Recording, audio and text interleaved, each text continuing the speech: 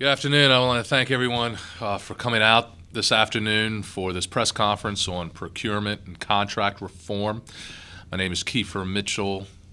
I'm a city councilman in the 11th District, and I am also a candidate for mayor of Baltimore City. We've been joined here by Mr. Lewis Fields. Mr. Lewis Fields is the executive director, owner, operator of the African American Heritage Tours. He is also the leader of the African American Chamber of Commerce, who is a small business dealing with African American small businesses throughout the city. And after I finish making my statement, I'm going to turn the mic over to Mr. Fields for any comments that he has, and also anything that he needs to, in terms of talking about what his experience has been dealing with the Board of Estimates in the city and overall contracting. Thank you for coming out today, and I want to thank you all for being here. This race for mayor is about ideas.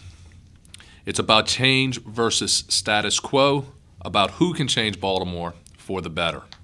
That's why I'm here today, to continue to tell you what I plan to do as the next mayor of Baltimore. I'm currently in the process of announcing my plans on education, crime, and economic development. But today, I wanted to discuss something not quite as talked about, but just as important: promoting honest and transparent government. You see, effective government comes only from the trust of the governed. Trust that the government will work for the good of all, not the few. Trust that our hearts are in the right place, and trust that taxpayers' dollars will be wisely spent, not used for personal or family gain. Sadly, we've seen on the federal level that abusing power and privilege leads to a loss of trust, and sadly, too many people in Baltimore have the same mistrust of our local leaders. And why? Because they see government that is more responsive to donors than the average citizen. They see friends and people with connections getting preferential treatment, and they rightly wonder why it has to be this way. Well, I'm here to tell you, the citizens of Baltimore, we can change Baltimore for the better, and it doesn't have to be this way. My proposals today are about ending any impropriety in how Baltimore awards contracts, and also about ending the mere appearance of impropriety, which is often just as crippling and causes the same loss of trust. The first thing we're going to do is change the Board of Estimates, currently made up of the mayor, comptroller, president of the city council, and 2 people appointed by the mayor. This gives the mayor too much power and puts decision-making in the hands of unelected appointees who rarely, if ever, dissent. I intend to submit a charter amendment so that the Board of Estimates will consist solely of the mayor, comptroller, and president of the city council. No more appointees. Those who make decisions about our tax dollars should be elected so that they can be held accountable by the voters. In addition, we're going to be more open and more transparent. I'm proposing that any campaign contribution made by someone with a city contract over $25,000 must be disclosed within 30 days of making it.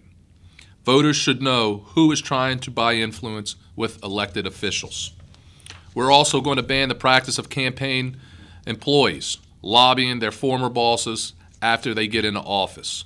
It's too easy for those with ties and connections to use that influence for personal gain. We need to insist on a separation between politics and governing. Similarly, we will require public officials to recuse themselves from issues or contracts that involve former campaign staffers. I also propose that we stop the end runs around rules, end runs that allow small contracts to be awarded over and over with no review.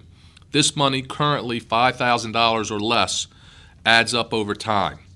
We will put in place rules that any contractor who receives more than one no-bid contract of any size in a 120-day period must go through the formal bid process to get another contract. We will also improve minority subcontracting practices. We will set up systems that allows the city to track contracts and identify contractors that are manufacturing emergencies. to get around minority subcontracting requirements. Under the new system, the contracts of any business that has claimed more than 2 such emergencies in a year automatically will be audited by the city agency engaged in business with that contractor. No more subcontractors for show. If they are in your proposal to do the work, they must do the work, and we will enforce it. Finally, and maybe most importantly, we will conduct periodic audits and hold contractors accountable. The easiest way to be sure that the best person is getting the job is to measure their work. When I'm mayor, I'll do just that, to establish accountability. And there will be real penalties for failure to finish the job properly. A mayor must lead by example. So as mayor, I will ensure that we restore the trust between the governed and the government. My administration will be open and conduct all business in the light of day, because businesses as usual just won't do. If you're going to change Baltimore, we need to change it for the better.